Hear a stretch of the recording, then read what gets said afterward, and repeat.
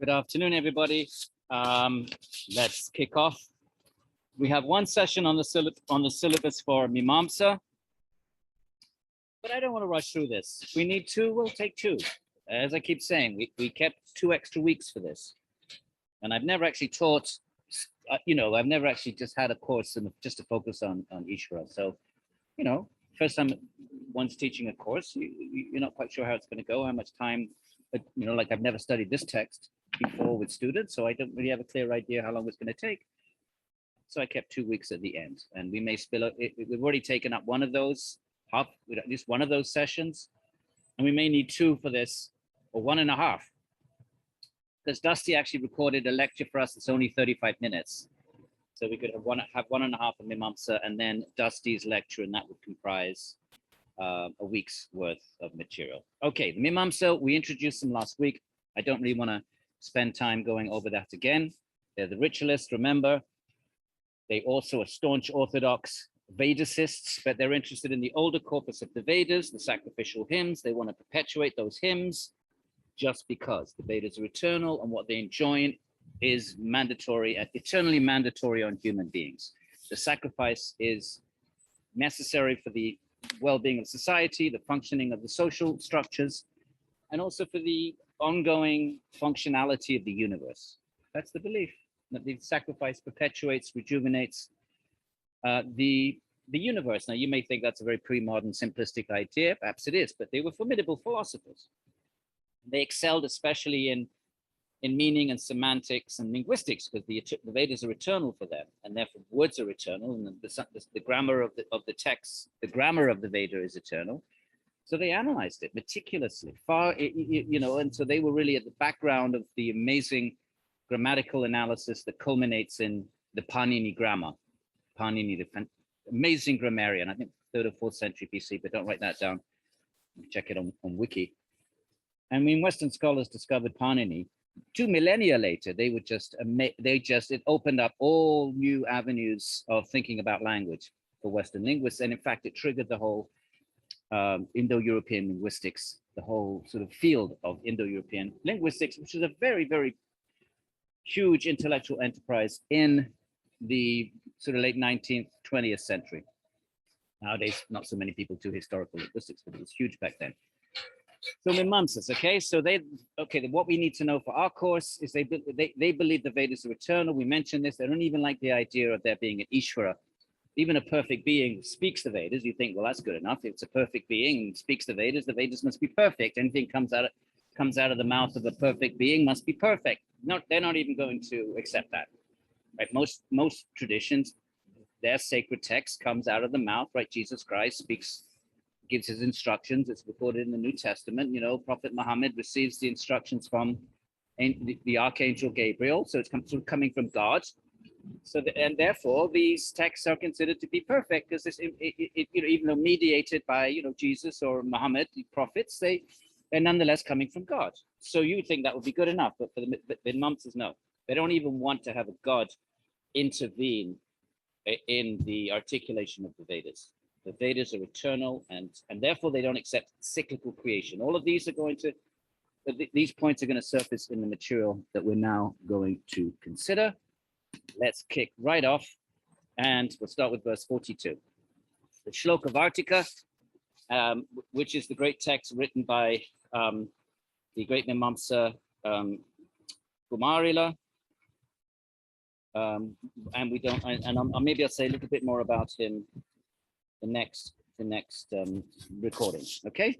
But for now, I want to kick off and get some of this and sort of get our feet wet with the arguments against Īśvara by the Mīmāṃsā, okay, one of the 6 schools of Indian philosophy.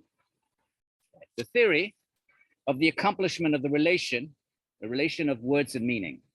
Okay, so here's a word, pen, and it's related to the object. When I say pen, in your mind, there arises a memory of what a pen is, and a sort of, a concept arises in the mind. Pen, if I say, give me a pen, you don't give me a book. So that's a relationship between a word and the object. So the theory of the accomplishment of the relation based upon conventional rules made these are the conventional rules of semantics, with each utterance of the word has been rejected in the Bhasha. Okay, so some schools would say, the Mīmāṃsā would say the Vedas are eternal, so words are eternal. They just are. The words are eternal, and they eternally mean what their reference are. Okay, so pot, if the word pot occurs in the Veda, that means the word pot is an eternal word, and it always eternally relates to the object pot.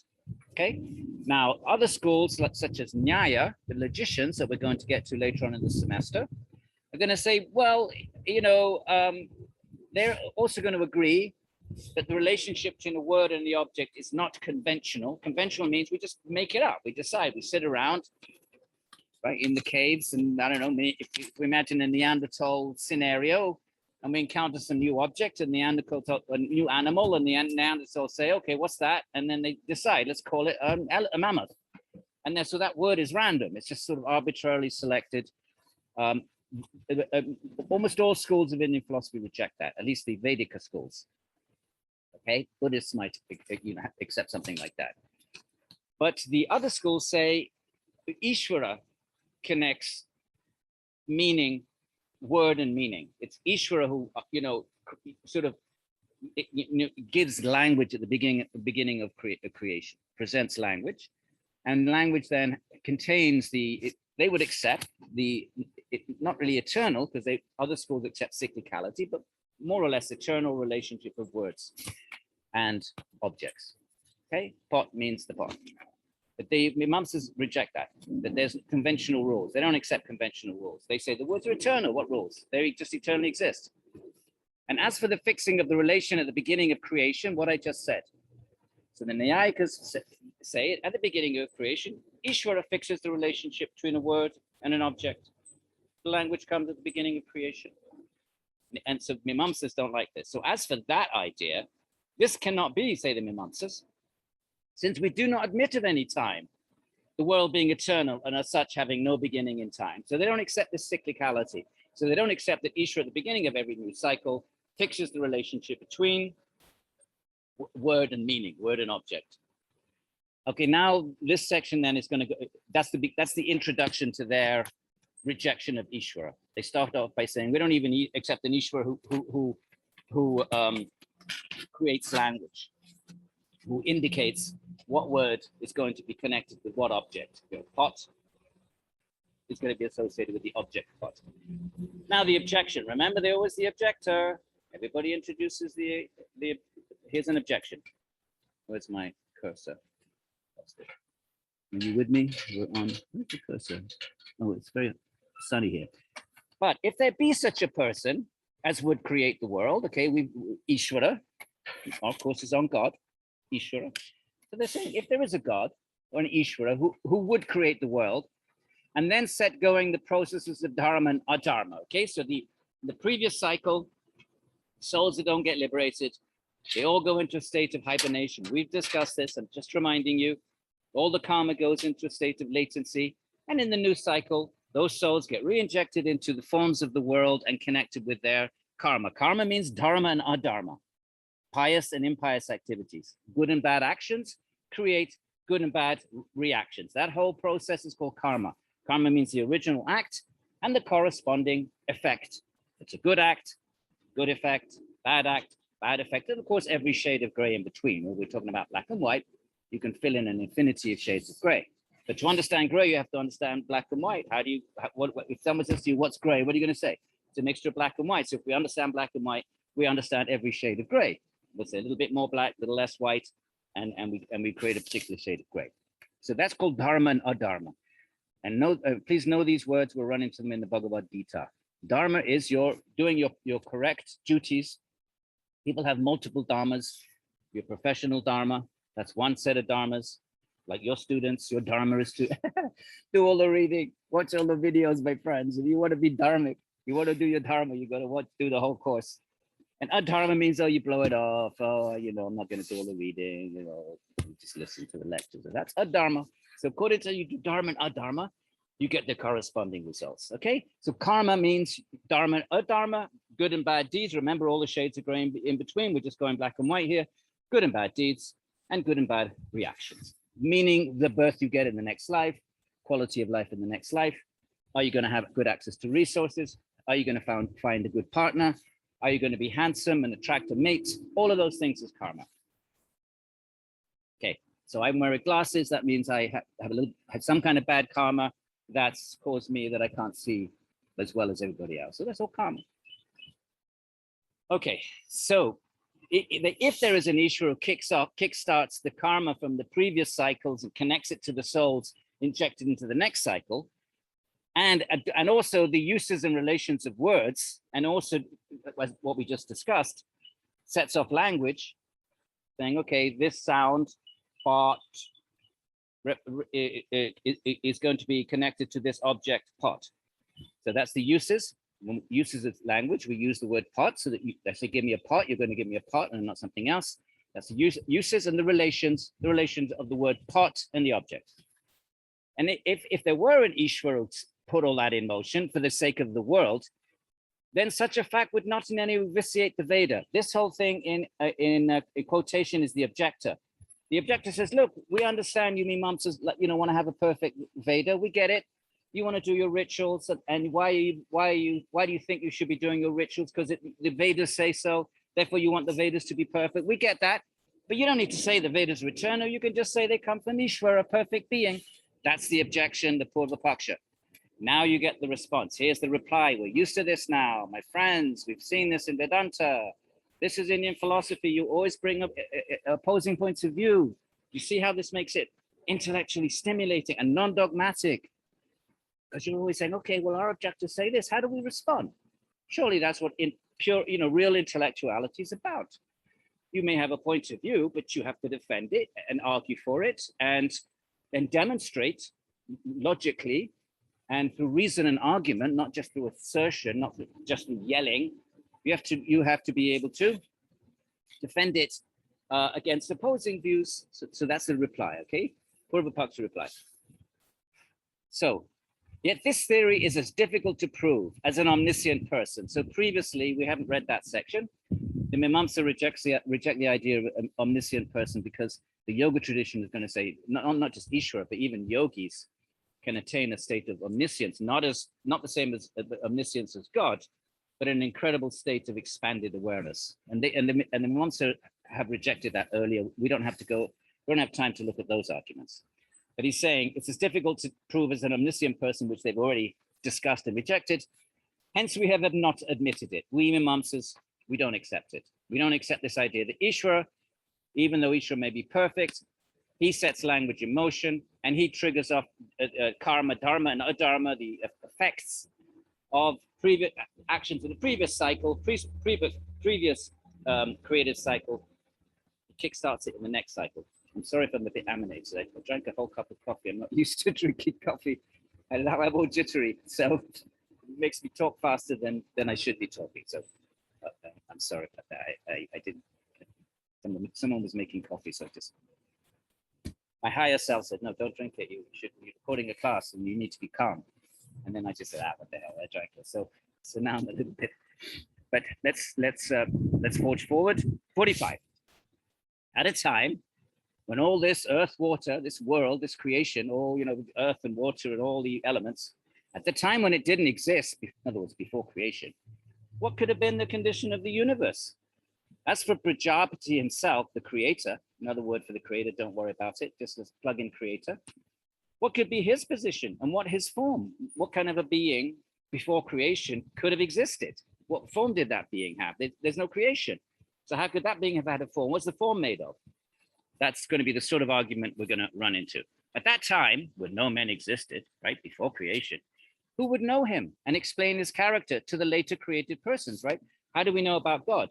We know about something because, somebody sees an elephant and then goes back, up in the Himalayas and then goes back down to South India where there's no elephants and say, look, I saw this creature, and you tell everybody else, and then it gets handed down. That knowledge of the elephant gets handed down in tradition. But so if you want to say God, knowledge of God is handed down in tradition that way. Remember, Vedanta doesn't say that. They say the scriptures are how we know God. But let's go with the argument. Every so often, I'm going to sort of throw in a little bit of what how Vedanta would respond, Ramanuja and Shankara. But here the Mīmāṃsā is saying, at that time, Kumarila, at that actually the Shloka Vartika, at that time, who would know him and explain his character to the later created persons? There was nobody there. So how could anyone know God in the beginning and then hand down that knowledge? So how would you know anything about God? How do you know there is a God? There's no one there in the beginning to testify to that. That's the argument. If it be held that he cannot be perceived by any man, so the answer might be, well, yes, but you can't see God.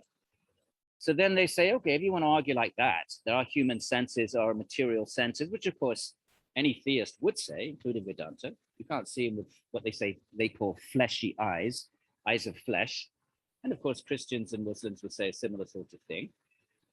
We can't see God with our physical instruments.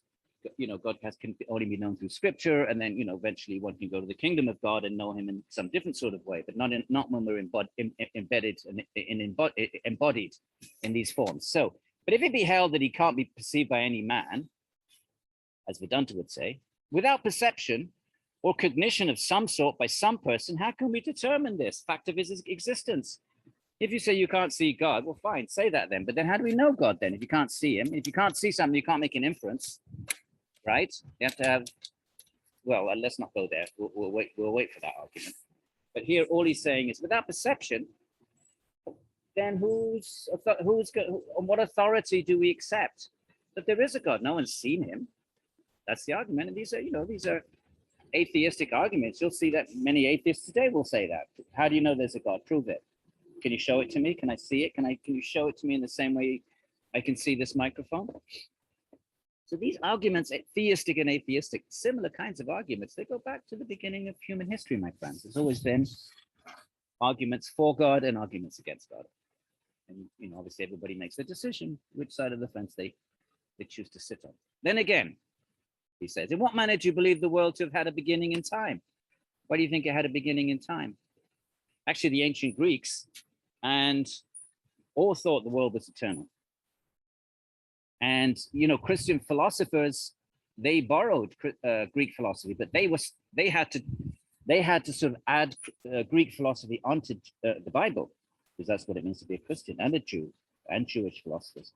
And the Bible says there was a creation in the beginning, and that's always been a bit of a problem for Christian theologians and Jewish and Christian intellectuals to sort of, that was the one bit of Greek philosophy they couldn't accept, because their Bible prohibited them from accepting that. Bible's very clear that there was, creation in whatever it was, 6 days.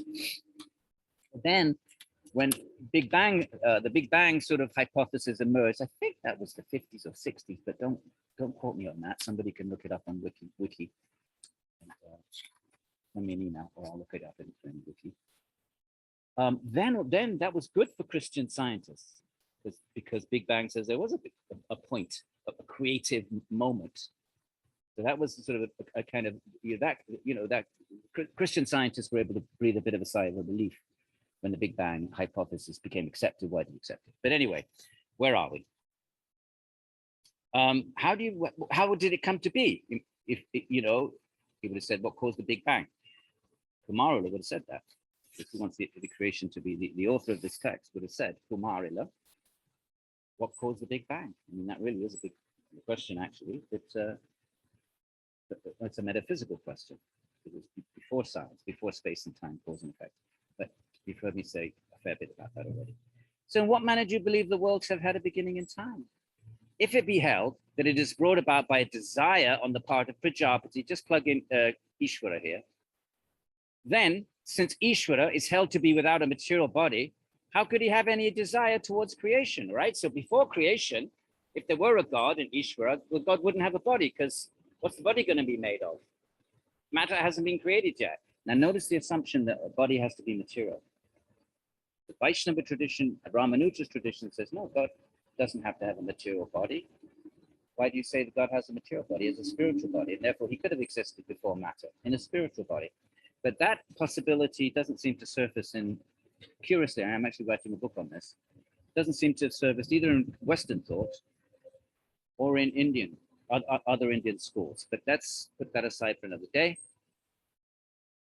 So how could he have any desire? To have a desire, you have to have, normally you have a desire because you have a body with senses, and your senses perceive sense objects, and then you desire those sense objects. So normal desire, if you think of a desire, go into your mind, think of a desire. What do you desire? You desire to get a good grade in this course. So that's based on your physical experience. You're taking this course, you're listening to lectures, you signed up for the course, you have to graduate, you have to have a GPA. Those are all material things. And they cause, and so a desire is the result of wanting a material thing. It doesn't have to be a gross thing like a pot, but it could be something like passing an exam. Right? So, but before creation, what are you going to desire? There's nothing there to desire. So the argument is, how could he have any desire towards creation before creation? What would that desire consist of? Of course, the Upanishads would say he desired to create. That was the desire. But Kumarila is going to probe that. He's going to problematize that. Now, if he has a body, okay, you say, well, he has a body, therefore he can have desires, because desires are sort of an extension of our body in the sense contact with sense objects, as we just said, right? A body's made of senses and organs of perception. If he had such a body, surely this body could not have been created by himself. Who created the body? Matter creation hasn't happened yet. We're talking about before creation. The desire to create requires a body according to Kumarila's logic. We can question it. We can poke holes in that and say, why? As I just said, why does that body have to be material? But let's bracket that. So what kind of a body? He couldn't have a body then, because matter hasn't been brought into existence. And he couldn't have been created by himself. I don't know why. Yeah, let's see why he says this body could not have been created by himself. And why couldn't one say that God just desired a body, boom, and then creates, and then engages the rest of creation? Well, let's see if he gives an answer to that. Thus, then we would have to postulate another creator for his body, and so on. In other words, if he has a body, then that means that the matter of the body has to be existing. So who created the matter for God's body? There must have been another creator then. And then the same question for that creator. Why did that creator desire to create a body for the second God? Then he would need a God. That would be a third God. And you'd end up with an infinite regress, a vicious regress. So if Prajapati's body be held to be eternal now, so then he says, well, okay, that's one issue. But let's say the opponent says, well, Īśvara's body is eternal, right? So if you say that, says Kumarila, remember, they're always engaging opposing arguments. If you say that, well, so long as earth, water have not been produced, of what material would the body be composed? Even if you say that God's body is eternal, well, what's it made of then? Because matter hasn't been created. Again, let's stress this because, as I said, I'm writing a book on this very issue. It's going to be called in defense of a God with form. And notice the assumption here. Of what material would that body be composed? Because earth and water have not been created. So Kumarila doesn't entertain the fact that there could be a body that is not made of matter, which is precisely what the many theists, the Vishnu tradition, the Vaishnava tradition of ancient India would posit. The body is Satchidananda. It's pure Brahman. It's pure consciousness, condensed consciousness. So it's not a material body. Then again, in the first place, how is it that he should have a desire to create the world? He says, okay, so that's one problem. How would God create? He doesn't have a body, so he can't have desires. So what would trigger creation? So that's one issue. Now he's going on to another problem from his point of view, another problem that the theists, those who believe in Īśvara, have another problem to face. And what's that? Then again, meaning now here's another argument. In the first place, how is it they should have a desire to create a world? Why would he desire to create a world which is fraught with all sorts of troubles to living beings? Why create a world that's suffering? And now remember, Ramanuja engages this. Ramanuja would say he creates the world to, suffering and happiness and suffering, depending on the karma of living beings. So he creates a world that accommodates the karma of living beings. But here, Kumarila is why would he create a world fraught with suffering? For at that time, in the beginning of creation, he has not got any guiding agency in the shape of virtue and sin, etc., of the living beings themselves. A good argument. If you want to say that the creation is to accommodate the karma of the living entities, so there's forms that, good births, bad births, and all shades of gray births, but those births reflect the karma of all the souls. If you say that, then he's saying, well, in the beginning, there wasn't any karma, because it's the beginning. So then why would there be, then why would he create them? There's no karmic requirement to create bodies in accordance with the law of karma, because there wasn't any karma. So why would he create in the very first instance? Now remember, the Vedantins would say a previous cycle, but Mīmāṃsā doesn't accept that. They don't accept the cyclical creativity. So they say in the beginning, why create in the first place? There's no karma. There must have been, at the very beginning means no karma. Nor can any creator, now he goes into another argument. Nor can any creator create anything in the absence of means and instruments, right? Normally you have a potter wants to create a pot, where you need the potter's wheel, you need an implement to push into the clay to make the hole, so you need instruments. And he's saying, but there's no instruments at the beginning. So no creator can create anything in the absence of means and instruments. You can't create something without the instruments and accessories. To talk to creation, okay, do you see the arguments? Even the production of the spider's net. Remember the Upanishads? Creation is like a spider shooting out a web. He says even that is not held to be without some sort of material basis, as the net is spun out of the saliva. He's saying even the spider's example, it's not that the spider web just magically appears with no instrument. It's actually made out of the saliva. It does have an instrument. So he's then poking holes in the metaphor that goes back to, you may recall, the spider's web. And if you don't recall that, you might want to review that, my friends, before the quiz. Right. So the spider's net it has an instrument, the saliva of the spider. I don't know if we would call it saliva in our day and age, but I don't know that. It is produced out of the body of the animal, of the flies eaten by the spider. So that saliva comes from the spider eating flies. A very nice image for your lunchtime break. The spider eats the insects, and then the body processes it and makes the web. And so therefore, even the spider, you want to use the spider as a metaphor for God creating the world. Well, the spider requires instruments and accessories outside of itself. It requires bugs that it can eat and transform into the web. Okay, so he's actually problematizing the Upanishadic metaphor. If it be held, now another argument, whenever he says if it be held, another argument, that Prajapati, Īśvara, right? Wherever there's Prajapati, I'm going to keep repeating this, my friends, because sometimes repetition is helpful. Don't be offended. There's a certain amount of Sanskrit, it's an ancient text. I'm trying to make it easy for you. I always appreciate it when I'm sitting in on philosophy of religion courses in the philosophy department, and I know nothing about Western philosophy. And they use all these terms, and you forget after a while. So I'm always grateful for repetition. So I hope you don't mind. And if some of you might feel like I've repeated it already, well, be kind to other people in the class that maybe appreciate repetition. Right? Let's be compassionate with each other.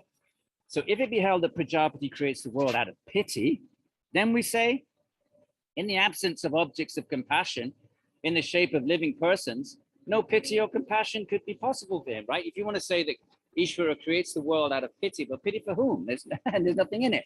There's no living entity. So that's a silly argument, says Mīmāṃsā. And if he were urged to creation by pure compassion, and then he would create only happy beings. And if he really did want to create out of some kind of kindness or compassion, even though that's a problem, because there's no beings in the first place, but let's ignore that. Let's say he does that. Well, why wouldn't he create a perfect world? Why would he create, he would only create happy beings. Now, another argument, right? So Kumara is predicting all of his opponents, the opposing points of view to his position. So whenever you have, if it be held, if it be urged, that's the Purva Paksha, the opposing points of view. If it be urged that, quote, without some pain, neither creation nor the continuation of the world would be possible. So someone would say, I don't know how they would, what would be the logic underpinning this, and Kumara is not presenting it to us, so we don't need to let it detain us. If it says that neither the creation nor the continuation of the world would be possible, then we reply that when everything depends upon the mere will of the creator himself, what would be impossible for him? He's saying, well, if you're going to posit a creator, then he can do anything. So why didn't he make a happy world? What would be impossible for him? How do you explain suffering? You're right. Kumara's opponent wants to say, well, there has to be some pain, otherwise you couldn't have creation. Then Kumara says, if there really is an Īśvara, he doesn't have to depend on anything. He can just do anything he wants by will. So how do you explain suffering then? At the same point. Next point. And if he were, next argument, to depend upon laws and agencies, that's karma, action, reaction. If he were to depend upon karma, so he creates according to karma, then this would deprive him of his boasted independence. All the theists say, well, God is independent, can do anything, he's omnipotent, he's not bound by any laws. You can't say he creates because of karma, because that means he's bound by the law of karma. Then how's he independent then? If he were really independent, he'd create a nice world full of happiness. And if you say, well, he doesn't because he's bound by the law of karma, he has to respect the law of karma, so he creates a mixed world to accommodate the mixed karma of some souls are good, some are bad in the previous cycle, then he's not independent then if he has to obey the law of karma. Of course, the Vedantin would say he doesn't have to obey it. He chooses to obey it. He's not bound by it. He sets up the law, and it's his law, and then he chooses to obey it. But if you break it anytime he wants, in fact, Bhakti tradition says Īśvara can intervene in your karma. If you surrender to God in Bhakti, then God eliminates the karma. So there's all of these arguments are counter arguments, but right now we're giving the non-theists a chance to have their say. We want to hear their voice. Okay, so I'll say a little something about responses to Kumara, but keep in mind that right now we're focusing on his arguments.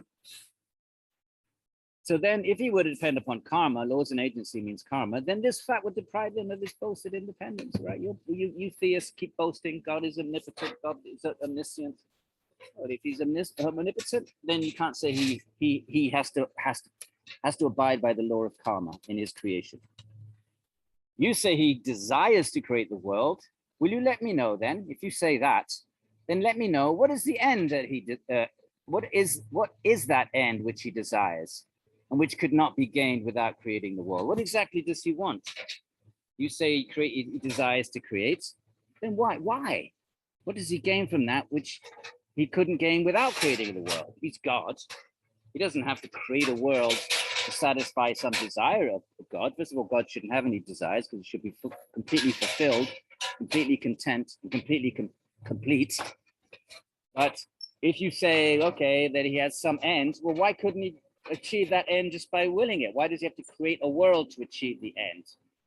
Why does he have to go through this laborious process of creating the world and then achieve whatever that end is, whatever that motive is that he had in the first place? Let him just satisfy that motive. Shouldn't have a motive in the first place, right? God shouldn't have any desires, but let's bracket that. Let's say he has a desire, right now for the sake of this argument. Why does he have to create to fulfill the desire? Later on, they're going to critique the very notion that God has a desire in the first place. So what would he gain? But without some end in view, without having a motive, right? They're questioning what is God's motive for creation. Now they're just saying without having some motive, even a fool doesn't act. If you act, it means you have a motive, or even a fool wouldn't act without a motive.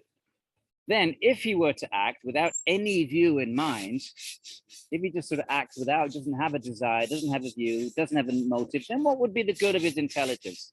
That's foolish. First of all, he says, even a fool doesn't do that. If you say, well, God doesn't have any end, he just creates, well, then that means you're not very smart then. Because even a fool has a motive to create. So you're going to say God doesn't have a motive, just creates? Well, that's not very, then what would be the good of his intelligence? Then he's not very smart. So, it's good to see, arguments on whatever you believe in, my friends, students, whatever you believe. It's always good to, don't be fanatic about it, dogmatic about it. In life in general, if you don't mind me offering you this few words, always consider the opposing point of view. And then when you really listen to an opposing point of view, you actually learn something. And then you also learn maybe the weaknesses of your own point of view. That doesn't mean you need to give up your own point of view. Every point of view has weaknesses. Anything, scientific, philosophical, theological, any point of view in human history has some kind of Achilles heel, a weak point, some kind of presupposition, that a foundational truth that's just accepted just because. there was a big bang just because there was a, whatever it is. But when you open yourself up to the opponent's kind of critique of your view, you may still think your view is better than the opponent's. It's good to acknowledge weaknesses because every position has a weak point or multiple weak points, and that makes you humble. And then you can actually have a conversation. Say, yeah, well, I know my point of view has this defect, that defect, but I still think it's better than maybe your point of view because I feel that, the defects in your point of view are greater, right? This is what this is all about. There's the opposing point of view, and then you present your point of view. But it's really good. And that's, I think, the wonderful thing about Indian philosophy. Always, every step of the way, we saw it with Shankara, we saw it with Ramanuja. Every step of the way, the opponents, you can barely say one thing. In each of these verses, there's even 2 or 3 opposing points of view.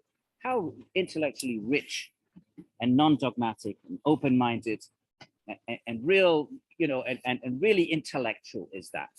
You're really open, you're really looking for truth. And if you're really looking for truth, you're going to consider all points of view, even if they challenge yours. Okay, it's called Vada in Indian philosophy. There's different kinds of debates in Indian philosophy, and one of them is there's Jalpa, there's Tarka. One of them is you just want to win. Doesn't matter what the truth content of the debate is. You want to win, and that's just ego.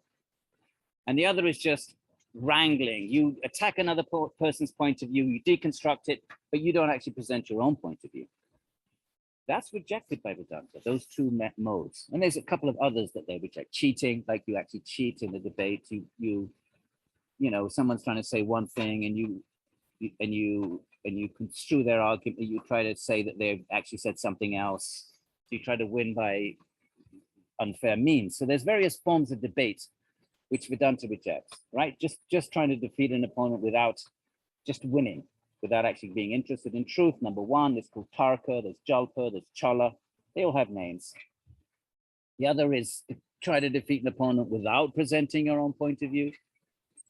And they accuse the Nagarjuna and certain Buddhist Madhyamikas of that, and so on. But then what the Vedantas say, and out of these different types of debate, the one that we're interested in is called Vada, where both parties are, this is the perfect debate.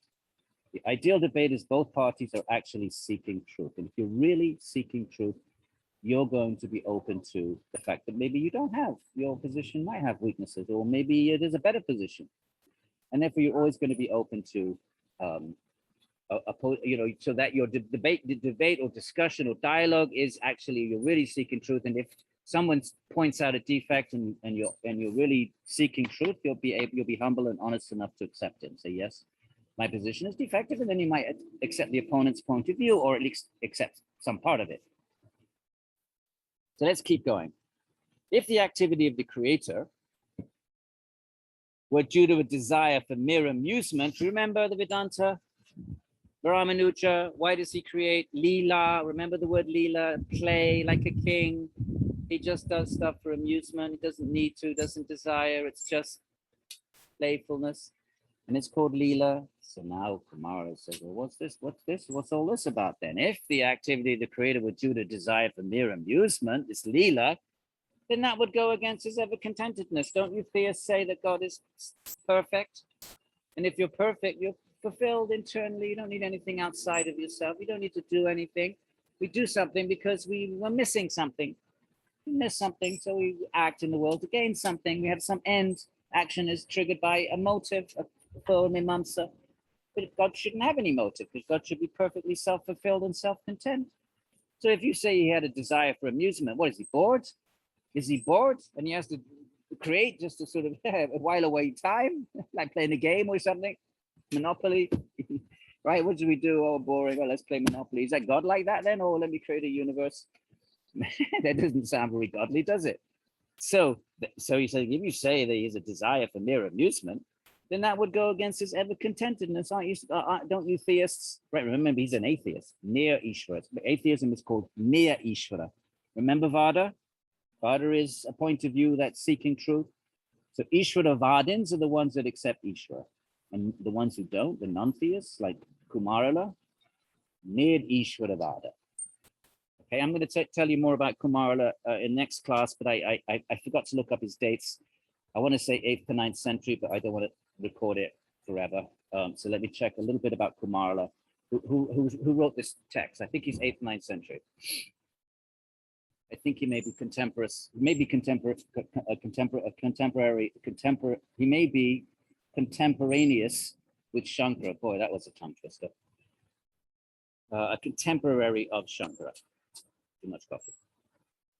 So if you say he had a desire for amusement, that would go against his supposed ever contentedness. And instead of affording any amusement, and even if you say that, okay, God has a right to create for godly amusement, right? Just if you want to say that, then let's allow that. Then the great amount of work required for creation would be a source of infinite trouble for him, right? Even in the Old Testament, God took 6 days to create and he rested on the 7th, right? You read the Genesis, those of you that know the Bible, the first chapter of Genesis, creation, right? God creates, I don't know, the firmament, and the first day he does this, and the second day he creates whatever it is, the oceans, and then the fowl, and then the beast, and then whatever it is, right? 6 days of creation of the things of the world, and the 7th day he rested. Well, why would he need to rest then? Is he tired? So then something like that is what, because Kumara didn't know about the Old Testament, but he's saying something like that. Does he need to rest? And instead of affording any amusement, the great amount of work required for creation, that will be a source of infinite trouble to him. And the next thing is, remember, Vedantins say there's creative cycles. That means there's creation, but there's also dissolution at the end, right? Second verse of the Vedanta Sutra. What is Brahman? Jamadhyasya yataha. That from which creation, maintenance, and dissolution emerge. So now he's going to attack this idea of dissolution. It's called pralaya, dissolution of the universe at the end of whatever it is, 14 billion years, it dissolves. And his desire to destroy the world at pralaya too would be hardly explicable. Why would you create and destroy it? What's the point in having cyclical creation? Just have creation. And anyway, so all of these points, why have a dissolution then, right?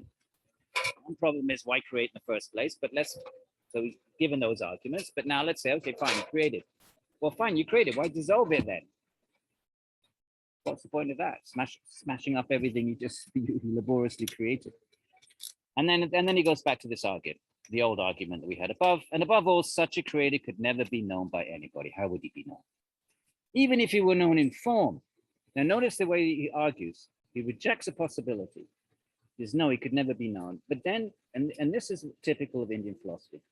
You reject a possibility, and then you say, well, even if, let's allow, for argument's sake, let's allow that. Even though we don't accept it, we've just disproved it, we've just rejected it, we've just given arguments why it's not tenable.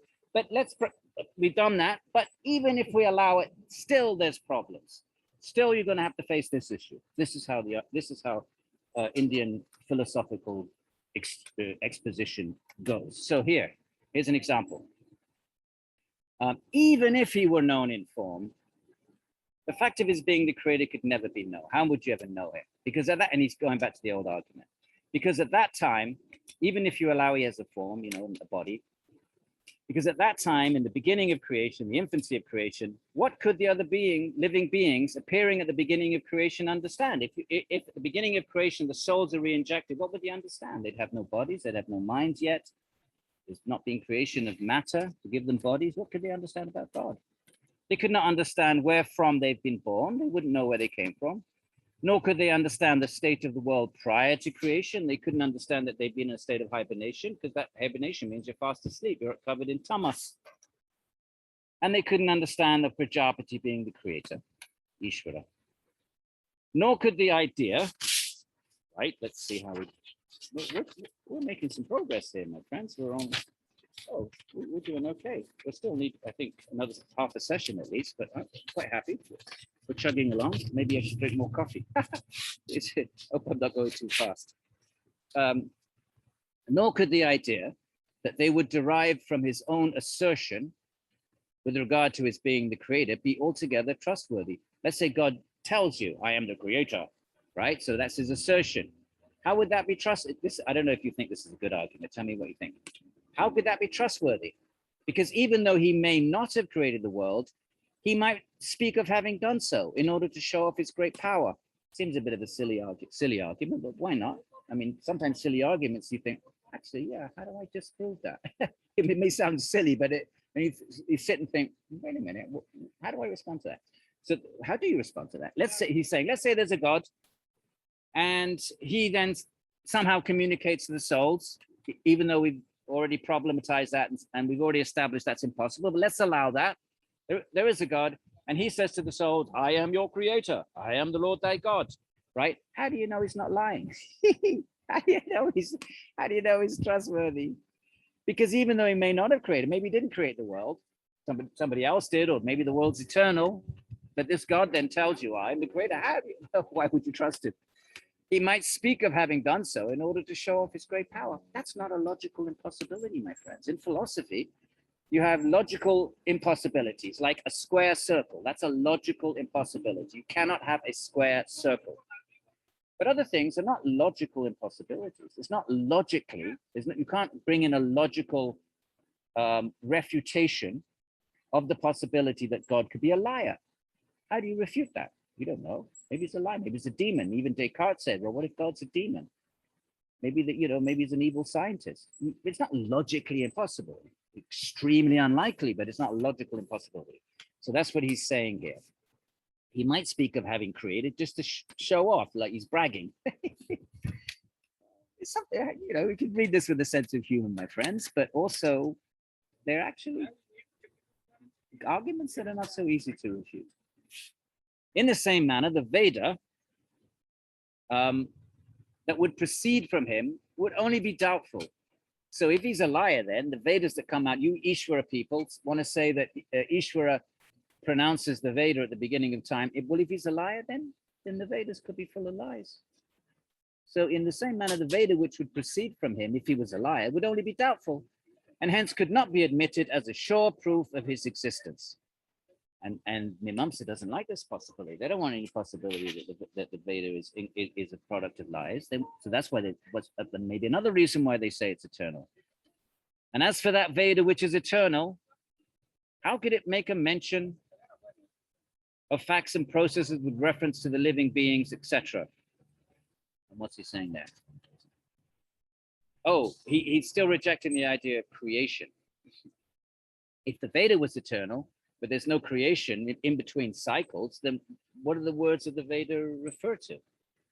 He's not bringing in this argument to reject the Vedas, but to reject cyclical creativity. For if the Veda existed before the objects created, in between the cycles, then there would be no connection between this Veda and the objects created. If you want to, let's say the Vedas is eternal, but the creation is cyclical, well, in between creative cycles, what do the words of the Veda refer to? The words of the Veda refer to things in creation, like pots and sacrifices and ingredients for the sacrifice, but they haven't been created yet. So what would the words of the Vedas be referring to? Therefore, the passages occurring in the Veda, which appear to describe the process of creation, must be interpreted as praising up something else. So you'll have to come up with an argument that those words have some other function. Let's not worry about that.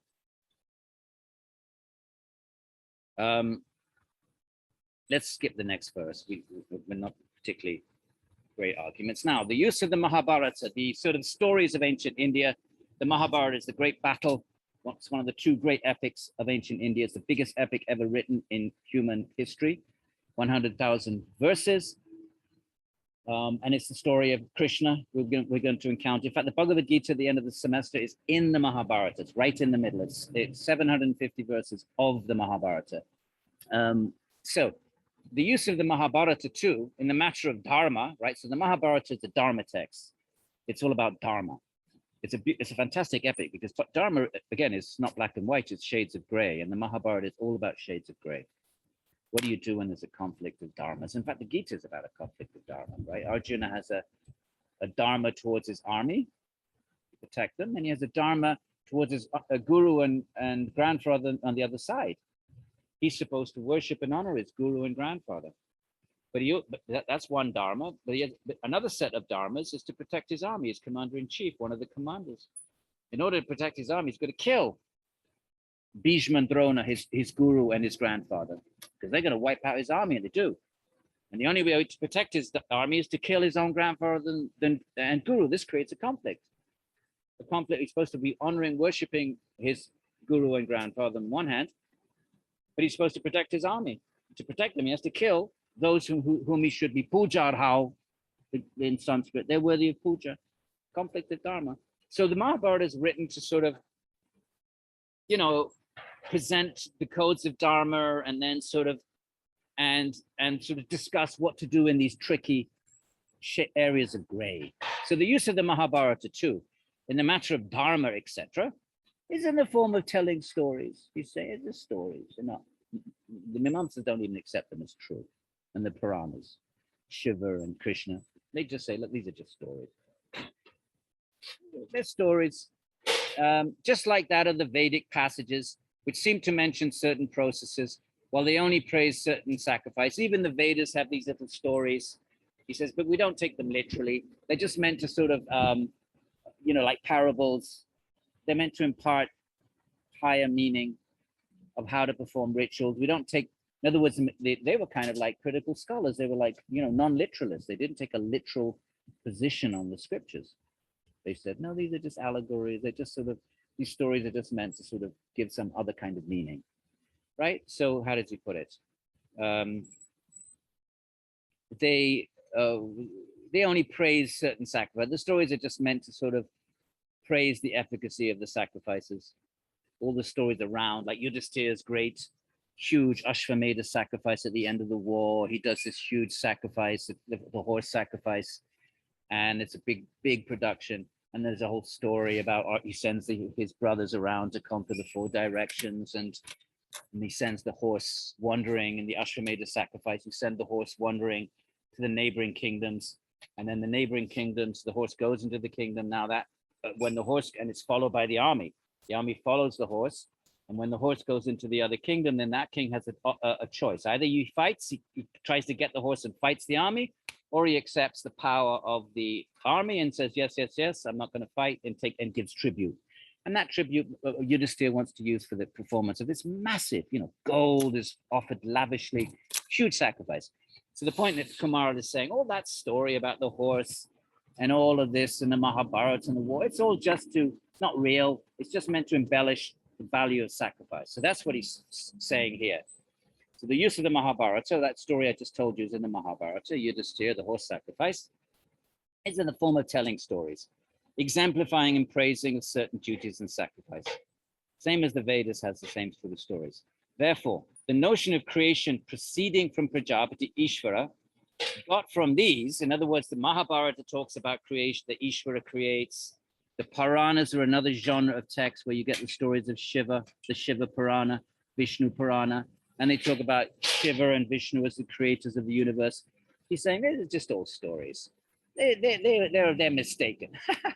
He just says that, you know, we don't accept them. They're just stories for less intelligent folks, simpleton. Because mere storytelling. Anyway, he's made that point. Let's move on. And we move on towards conjunction. Up we go a little bit. How much are we doing for time? Could be 20 more minutes. So what does he say? Okay, sorry, let's go here.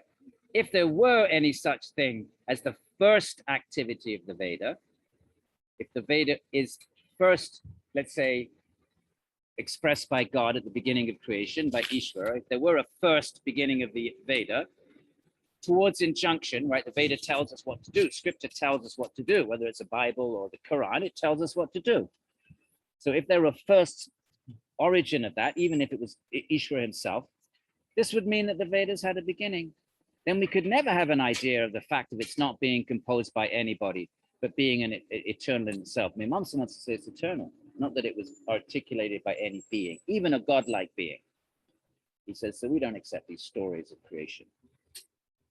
The theory too, that during universal dissolution, the Veda resides in the person of Prajapati, remember Prajapati is Īśvara, could be best only considered doubtful, right? What happens to the Veda if you accept the creativity, the cyclical creation? So you have creation and then dissolution. Remember, that's the definition of Brahman, Sutra number 2, the very beginning of our Vedanta part of our course. Janmadyasya yataha. I can't remember if it's on your quiz, but it may be. So in the period of latency, what happens to the Veda? The theory, too, that during universal dissolution, when the universe dissolves, the Veda resides in Prajapati, in this Īśvara, because Īśvara doesn't get dissolved, according to Vedanta. Kumara doesn't accept Īśvara, but he's saying, you Vedantins say there's Īśvara. What happens to the Veda then, between cycles? Does it reside with Prajapati? He says, that's, how do you know, that could be, at best, only be considered doubtful. What ground, why should we accept that? Why should we accept an idea like that? If, however, now it's another argument, and remember, he's not making these arguments up. He's an intellectual in the 8th, 9th century. So he's having conversations with his Vedanta colleagues. You know, he's actually, you know, most people are theists back then. So he's having these real conversations, and so in the course of which all these arguments are presented. If, however, you assume the eternality of the creator, so the creator is eternal, and the process of creation and dissolution, remember, Vedanta says that Brahman is that from which Janmadya Sayataha, I'm repeating myself, that from which creation, maintenance, and dissolution emerge. If you accept that the creator is eternal and the cyclical creativity is eternal, then too, we can only admit of a gradual process of creation. You're saying, well, let's go with that. But why should we accept that bang, creation just comes out instantly? Like in Genesis, I mean, Genesis is 6 days, but it's more or less instant. But then he says, well, let's say there is creation. Well, all the creations that we see in this world, they're gradual. They don't just bang out of nowhere. They're not just sort of willed from nothing. We could only admit of a gradual process of creation, just as we see in the case of living beings. When you create a jar, it doesn't pop out of the clay in an instant. It takes time to make a jar.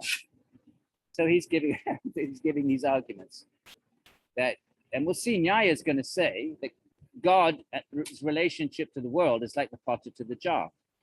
The jar needs a creator. When you see a pot, jar and pot is the same thing.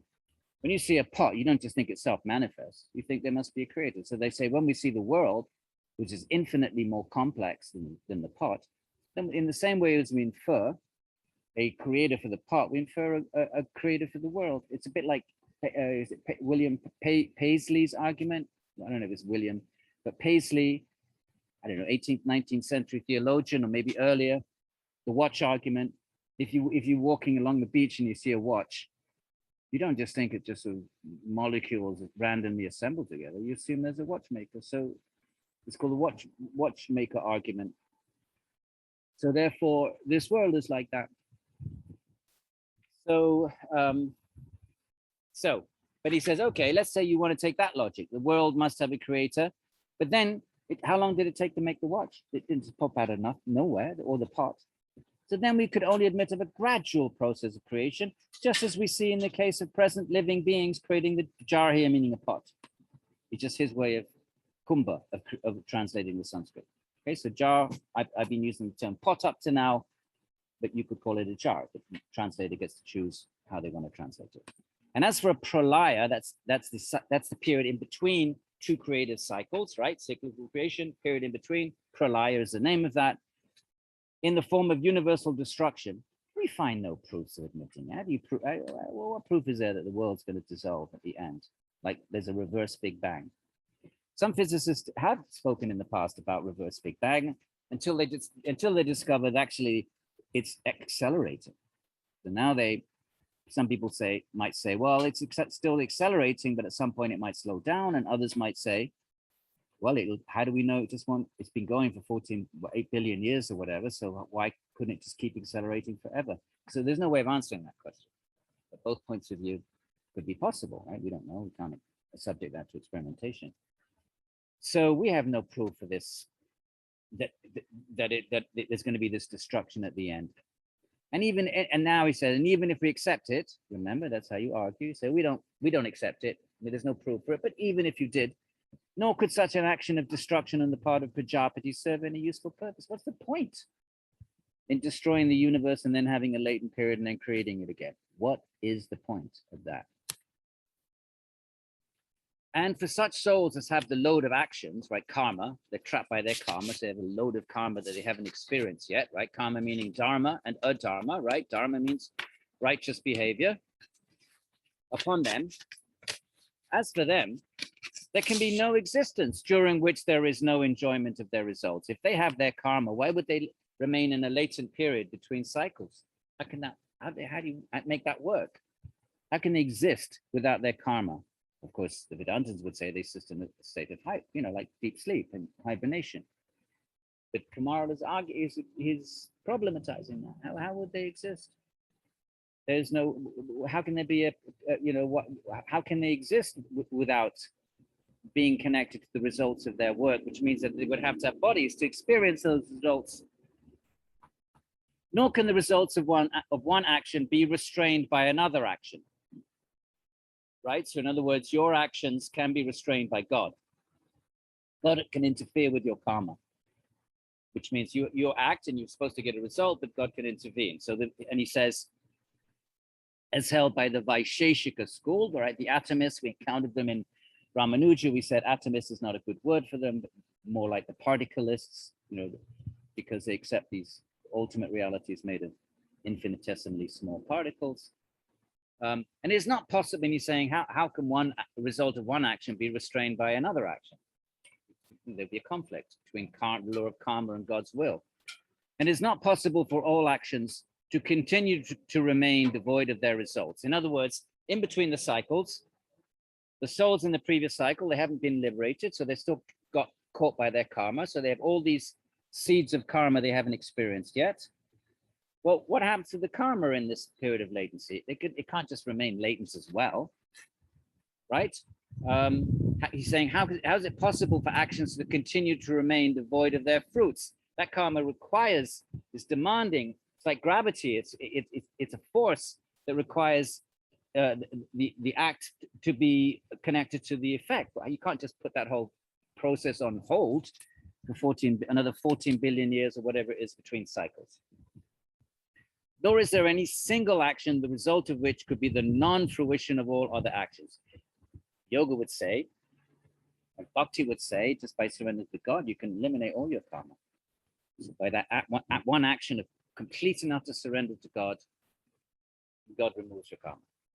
And the Jnana traditions, the knowledge traditions would say, knowledge of the Atman burns all your karma. But the Kumara does not have that.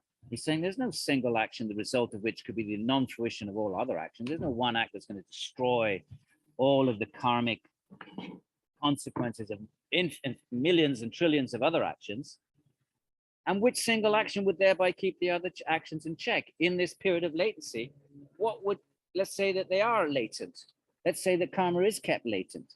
What would keep them latent? What would be the thing that makes them latent? What would be that power? All good questions. Of course, Vedanta has an answer to all of them, but you can see these are very short, succinct, but powerful arguments. He's not waffling. He's not embellishing them. It's just bang, bang, bang, bang, bang, bang, bang. That's a real philosopher, right? Not wordy, not sort of ego going on and on, pontificating to show how erudite you are. Just bang, just get right to the core of the argument. What about this? What about that? Even if you say this, then this, then this, in half a dozen words, but see the profundity, the power of those few words. Then again, if all the actions of persons, hang on, let me see, how many verses have we got to get to? 86. Woo, we're making great progress, my friends. And we have got 11 minutes. So we'll have another half a class, and then we have a tape of Dusty, the book that we're reading, God in Indian Philosophy. We read Shankar and Vachaspati, and we're going to be reading again. The author of that, so I invited him to join us, and obviously it's online, so he had to tape his course. And he just had 35-minute recording. So this week, we did Ramanuja yesterday, and today we're doing Mīmāṃsā. That's it for this week, because you have your quiz. And then next week, I'll finish this. And along with Dusty's recording, that will be one session. So it'll be more or less an hour and 20 minutes. It doesn't matter if it's a bit more here and there, given the fact it'd be nice for you to meet the author of the book you're reading. If it wasn't for COVID, he would have come personally. And remember, I told you he was a Rutgers student. So hopefully you'll be curious about what the future could look like for you, my friends. if you decide to do a PhD in Indian philosophy, your parents might freak out and say, no, beta, aisa mat karo, engineering karo. You become an engineer, go to pre-med, do pre-med, right? Or your parents are saying, oh, and you say, Mom, Dad, I want to study, I want to do a PhD in Indian philosophy. They freak out.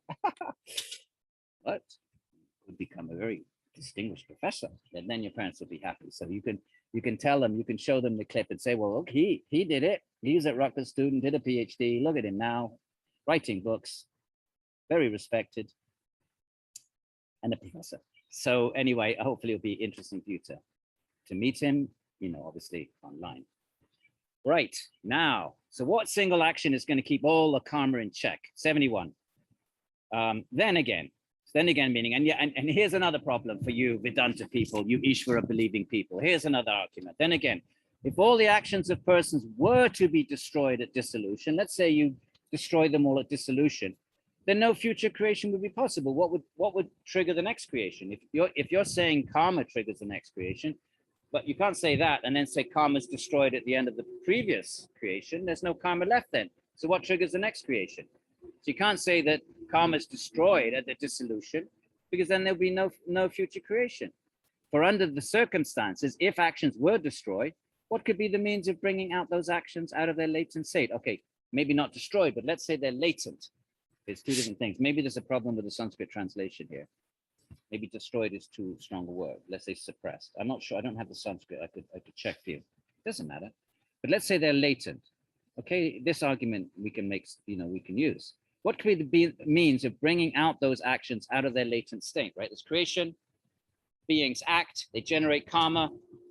At the end of that creation, they haven't experienced all their karma because they're still acting right till the end. All this karma that is yet to be fulfilled, and they go into a state of latency, that souls, karma becomes latent, another period of 14 billion or whatever years. The next cycle, well, what triggers that karma out of inaction? Same argument the Vedanta says against Sankhya. What triggers it? Of course, what the theist would say, don't you? Or you can guess, right? Īśvara does that. What could be the means of bringing out those actions? And then he says that, okay, if you say what I just said, if the desire of God be held to be such a means, it's God who activates this karma, then that desire in itself could be an efficient cause of the creation.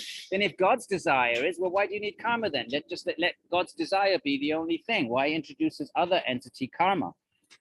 If God is needed to trigger karma, well, why have, Occam's razor? Why posit two entities when one is sufficient? So if you're going to say God triggers the latent karma, well, let's just have God create without the need of karma.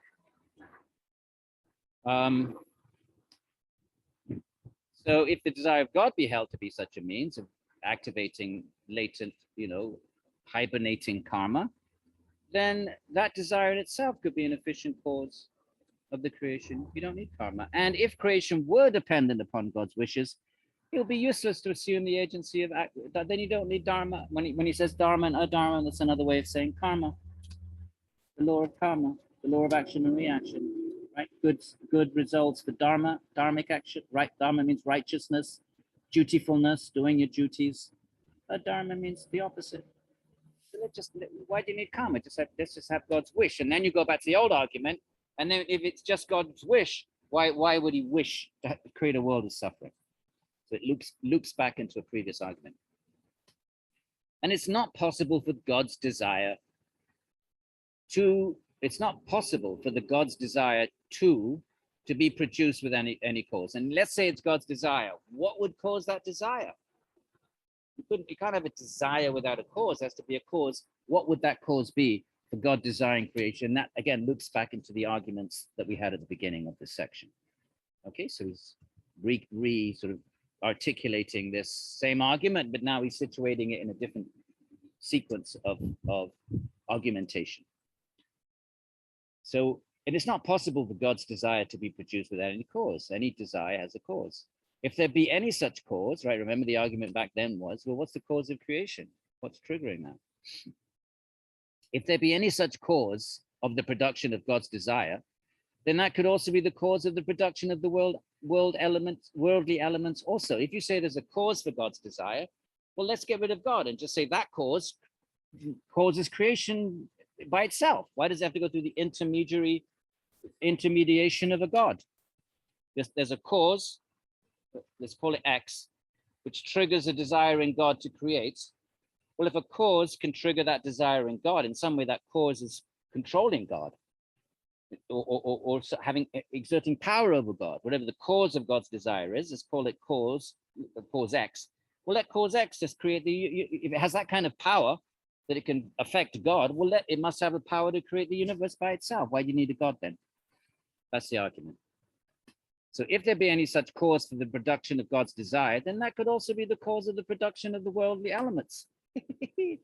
This is non-atheism, my friends. Don't think atheists don't have good arguments. All over the world, at any time, modern, ancient, West, East. Good arguments. Some of the best minds in the world have been theists, and some of the best minds in the world have been atheists. It's not that the one argument's better than the other. It's a question of what does your mind feel is better than what does your mind feel is more intellectually satisfying? And yoga would say, and whatever your answer to that is, your mind is the product of many, many, many past births. So one person's mind in this birth finds the theism more fulfilling, rewarding, and intellectually satisfied, and another person's mind finds non-theistic arguments more satisfying. Why so? Because the Atman is the same. No difference in that one. It's the mind that's different. And what is the mind? It's accumulation of samskaras, imprints from this life and an infinity of past lives.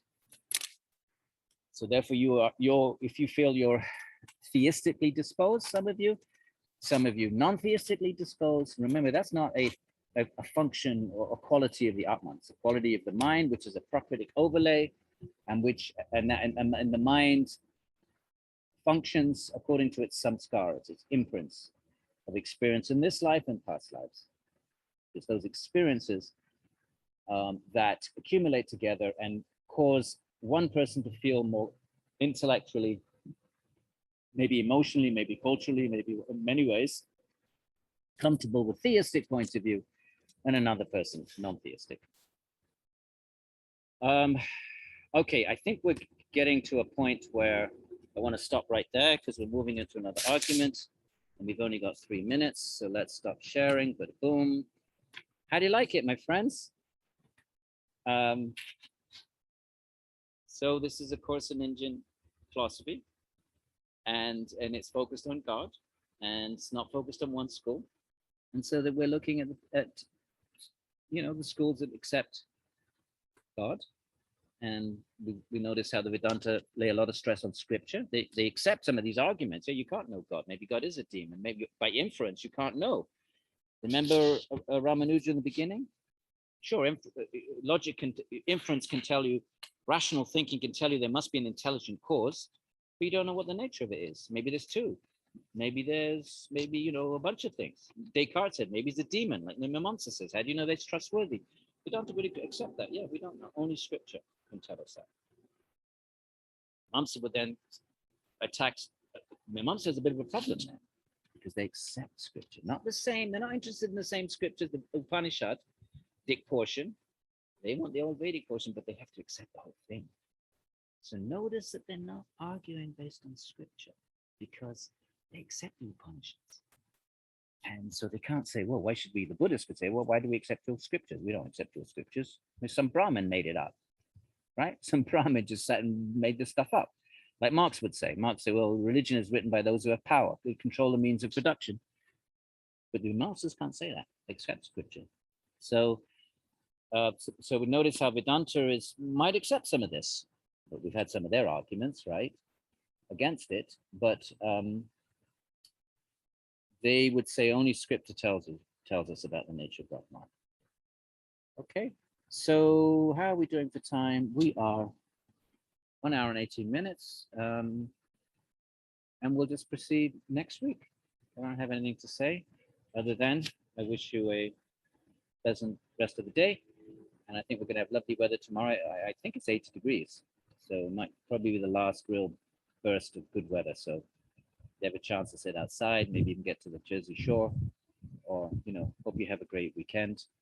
And Hope you have fun with this reading and are intellectually stimulated. I hope this helps you, think carefully about what you want to believe in, what you choose to believe in. You're never going to know for sure. You're never going to have absolute 100% confidence. If you're an intellectual, you'll always be aware of the weaknesses of your own position. You'll always, and that's honest and that's good. There should always be some doubt there. Otherwise, you become a fanatic. A fanatic is someone that doesn't allow any doubt. No, no, no, no. My tradition says this. I will not consider any other point of view. No. You can have a position, hold it firmly, be a theist, be a non-theist, but with an awareness of the fact that, there are arguments against your position. There always will be. And so, so therefore be a sort of open-minded, non-dogmatic, intellectually open, whatever it is you choose to believe. And hopefully these points of view give you a sense of how arguments can go this way, that way, this way, and they will for eternally. This has never been resolved. Is there a God? Is there not a God? In human history, there've always been. Some cultures have been very oppressive and not allowed atheistic voices. They're going to kill you if you're an atheist. We shall burn you at the stake. Fine, but that's not going to remove the doubts silently in someone's mind. You can't go out and proclaim it in the marketplace in fear of your life. There's always going to be arguments for and against. So, you can take a position or be agnostic and say, well, I'm not sure. That's fine. I'm not going to bother with it. I'm going to use my life to do other stuff. But still, if you do hold a belief and you choose to hold a belief, then this kind of argumentation allows you to be a little bit clear about why you believe what you believe, and also be a bit clear about your point of view is never going to be perfect. It's always going to be subject to critique, and that's okay. You can just say, look, I accept this. I think it's the best position. I understand its arguments can be raised against it, but I'm putting my money on this horse. This is where I'm putting my faith, my intellectual faith, and that's it. Nothing wrong with that. Namaskar, and we see you in the next recording.